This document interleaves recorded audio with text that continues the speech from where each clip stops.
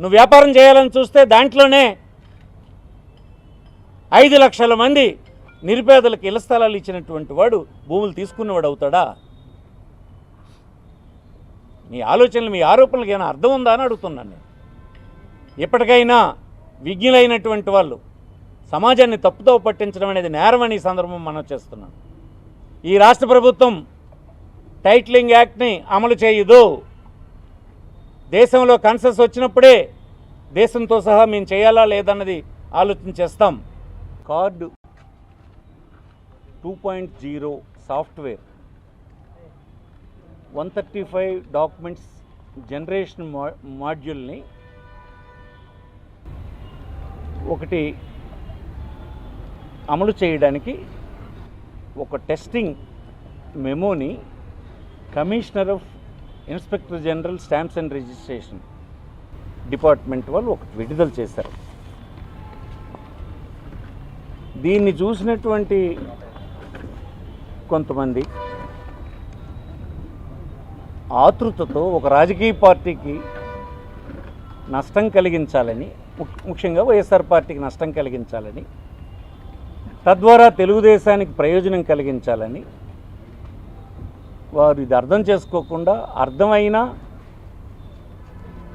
అసత్యాలు ప్రచారం చేయడానికి తీవ్రమైనటువంటి పదాలను ఉపయోగించి పౌరుల్ని మోసం చేయడానికి ఈ ప్రభుత్వం తయారవుతుందన్నట్టుగా ప్రచారం చేశారు. నేను కొన్ని టీవీల్లో చూశాను, కొన్ని పేపర్లలో చూశాను. అయితే ఈ మెమోస్ ఎందుకు ఇష్యూ చేసింది డిపార్ట్మెంటు?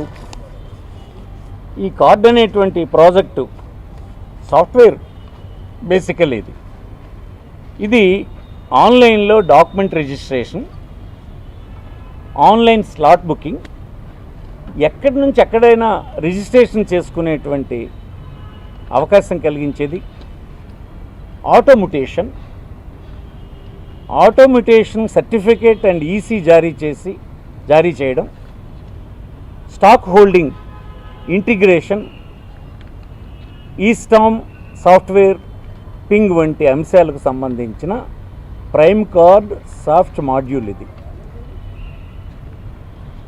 అంటే ఒక చోట నుంచి ఒక చోట రిజిస్ట్రేషన్ చేసుకోవడానికి ఉపయోగపడే సాఫ్ట్వేరు, డాక్యుమెంట్లని రిజిస్ట్రేషన్ ఆన్లైన్లో రిజిస్టర్ చేయడానికి, ఆన్లైన్ స్లాట్ బుక్ చేయడానికి, ఆటోమ్యుటేషన్ అంటే ఇంతకుముందు తహసీల్దారు వద్దే మనం మ్యుటేషన్ చేసుకోవడానికి వెళ్ళేవాళ్ళం. ఇప్పుడు అలా ఉండదు.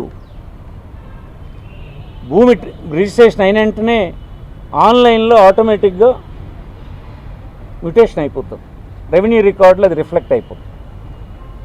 ఇది పౌరులకి ప్రయోజనకరమైనటువంటి సాఫ్ట్వేర్ ఇది.